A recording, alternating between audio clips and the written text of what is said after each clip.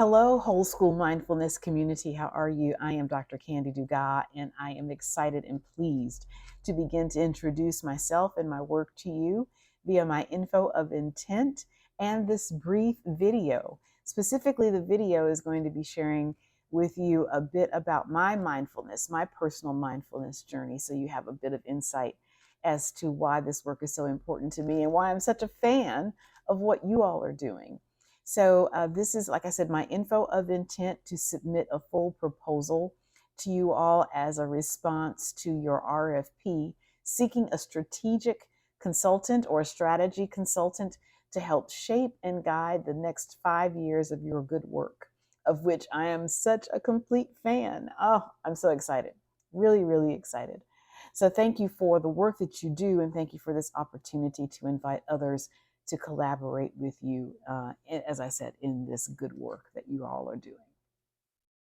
Today, as I think about mindfulness, today I thought about it in another way as I was looking at a post from one of my favorite accounts that I follow on Instagram, Black Liturgies. It is curated by Cole Arthur Riley.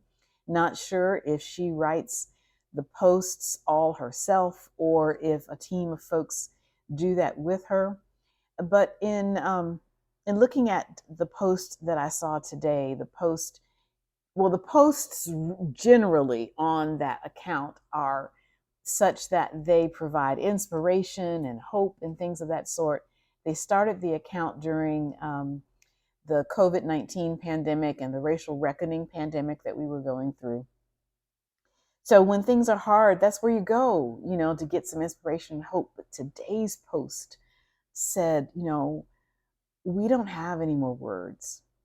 We have no words of hope. We are in despair. I don't know what to tell you.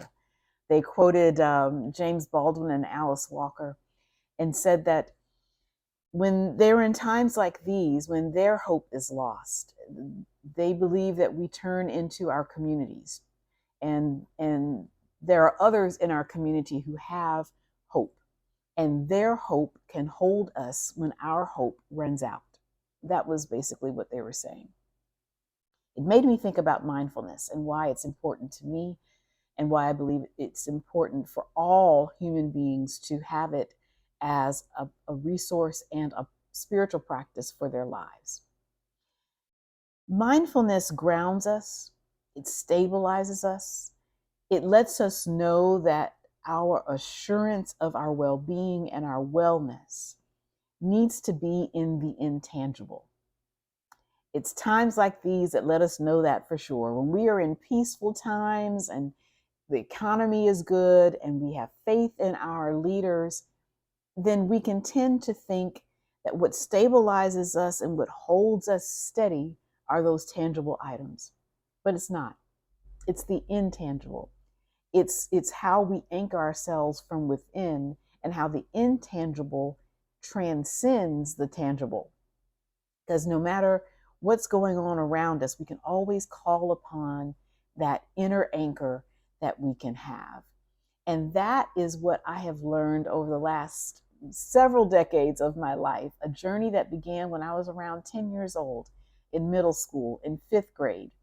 I went to Catholic school from kindergarten through 8th grade. And my family was not Catholic. We were Baptist, Episcopalian, and Methodist. But my birth mother believed that the Catholic school around the corner from where we lived at the time was her best investment into my future. And it proved to be true, academically and spiritually. So in 5th grade, my Catholic classmates were getting their first rosaries, but they distributed the rosaries to all of us, no matter what our backgrounds were.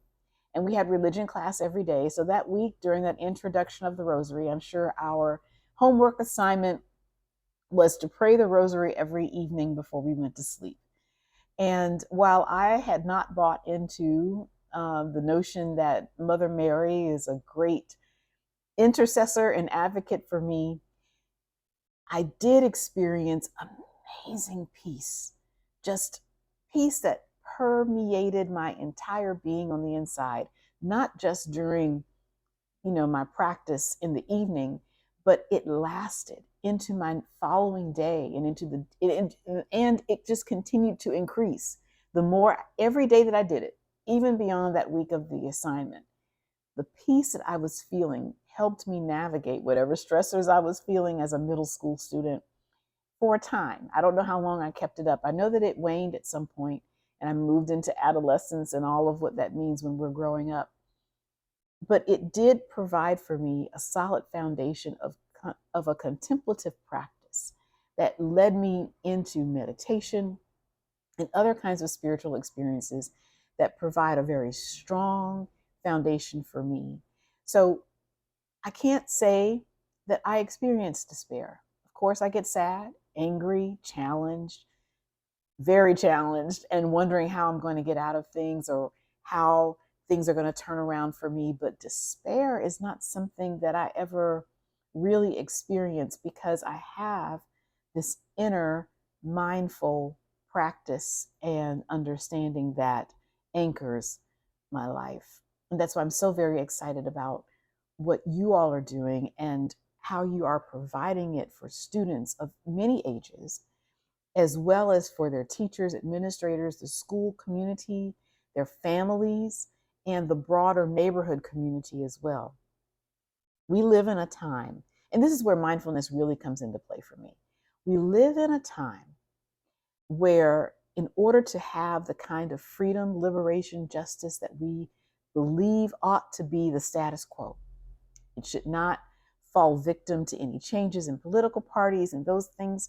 We believe that we ought to have societies and neighborhoods where more help happens than harm. And so we find that there are even religious backed challenges to this kind of lifestyle, this kind of way of life that we think is peaceful and inclusive. And so for me, mindfulness is more than just about this permeating peace that I began to experience when I was 10. It's about providing empowerment for me to make courageous choices and to have courageous conversations with others to affect the kind of world that I believe that we all ought to have access to. I experienced that another time, a couple of years prior to 5th grade, in that same school, around 3rd grade, when I was around 8 years old, affected by the entire world probably, but we definitely know in the United States, by the groundbreaking premiere of the Roots miniseries. I couldn't reconcile how people who looked like my predominantly white classmates, my white best friends, people who looked like them were wreaking awful, atrocious havoc on the bodies and souls of people who looked like me and my family and my ancestors. And so we still had nuns in the school at that time, nuns who lived in a convent next door, who said, we're going to suspend our religion lesson plans, which we had every day. We had religion every day. And we are going to focus on our students. They focused on us. They sat us in circles. They made safe space for us to share with them candidly our feelings and our thoughts and our questions, and they helped us process it all. They helped me reconcile and move forward from that experience into the rest of my life of advocating for justice and liberation and freedom with a grounding in spirituality, in mindfulness and awareness and those kinds of practices. So again, I cannot be happier to share with you my desire to partner and collaborate with you for the next 5 years of whole school mindfulness. Thank you for taking the time to look at my materials. I look forward to submitting a full proposal. All the best to you today and this week going forward, and look forward to talking a bit more in the days to come. Have a great one. Take care. Ashe.